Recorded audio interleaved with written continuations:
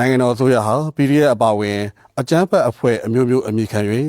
လက်နက်ကင်စတင်လျက်ရှိတဲ့အဖွဲ့အစည်းများအတွင်းရောက်ရှိနေသူများအားဥပဒေပေါင်းတွေကိုပြန်လည်ဝင်ရောက်ရန်တကားဖွင့်ကြိုးစိုးဖိတ်ခေါ်လျက်ရှိပြီး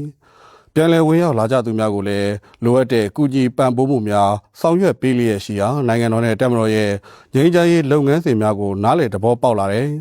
PDF အပါအဝင်အကြမ်းဖက်အဖွဲ့အမျိုးမျိုးအမိခံထားတဲ့အဖွဲ့ဝင်အမျိုးသားများနဲ့အမျိုးသမီးတို့ဟာလက်နက်ခဲယမ်းများနဲ့အတူဥပဒေပေါင်းအတွင်းကိုဝင်ရောက်လျက်ရှိကြပါတယ်။ထို့သောအကြမ်းဖက်အဖွဲ့များအတွင်းကိုအကြောင်းမျိုးမျိုးဖြင့်ရောက်ရှိနေကြသူများအနေဖြင့်နိုင်ငံတော်နဲ့တပ်မတော်ရဲ့ငြိမ်းချမ်းရေးလုပ်ငန်းစဉ်များကိုနားလည်သဘောပေါက်လာသည်နှင့်အညီဒီနေ့ညနေ4:50ခန့်မှာလဲ BNI အမိခံအဖွဲ့မှအဖွဲ့ခေါင်းဆောင်နိုင်လင်းခေါ်နဂါနဲ့၎င်းတို့ရဲ့မိသားစုဝင်များဟာလက်နက်မျိုးစုံ6လက်နဲ့ဆက်ဆက်ပစ္စည်းများနဲ့အတူစကိုင်းတိုင်းဒေသကြီးပလဲမြို့နယ်တွင်နယ်မြေလုံခြုံရေးလုပ်ငန်းများဆောင်ရွက်နေတဲ့တပ်မတော်လုံခြုံရေးတပ်စခန်းတစ်ခုထံကိုလာရောက်ဆက်သွယ်သတင်းပို့၍ဥ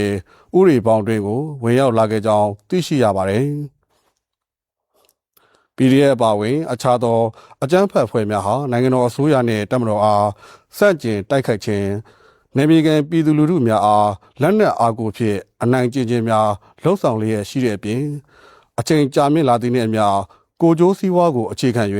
နေမြေလူချင်းဝေစုမတည့်ခြင်းအချင်းချင်းဗိုလ်ချနှိပ်စက်တပ်ဖြတ်ခြင်းစသည်တို့ဖြစ်ပေါ်လာခဲ့ခြင်းတို့ကြောင့် BNI အမိခံအဖွဲ့မှအဖွဲ့ကောင်းဆောင်နိုင်လင်းခေါ်နဂါအနေဖြင့်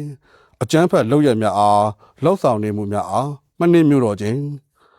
နိုင်ငံတော်နှင့်တပ်မတော်ရဲ့ငြိမ်းချမ်းရေးလုပ်ငန်းစဉ်များကိုယုံကြည်လက်ခံလာခြင်းတို့ကြောင့်ယခုကဲ့သို့ဥပဒေပေါင်းတွင်ကိုဝင်ရောက်လာခဲ့ခြင်းဖြစ်ကြောင်းသိရှိရပါတယ်။အဆိုပါဥပဒေပေါင်းတွင်ကိုဝင်ရောက်လာတဲ့ BNI အမိခံအဖွဲ့မှအဖွဲ့ကောင်းဆောင်နိုင်လင်းခေါ်နဂါနှင့်၎င်းရဲ့မိသားစုဝင်များအားနယ်မြေခံလုံခြုံရေးတပ်ဌာနချုပ်မှတာဝန်ရှိသူများကနှွေးထွေးစွာကြိုးစိုးခဲ့ကြပြီးလိုအပ်တဲ့ကုညီထောက်ပံ့မှုများ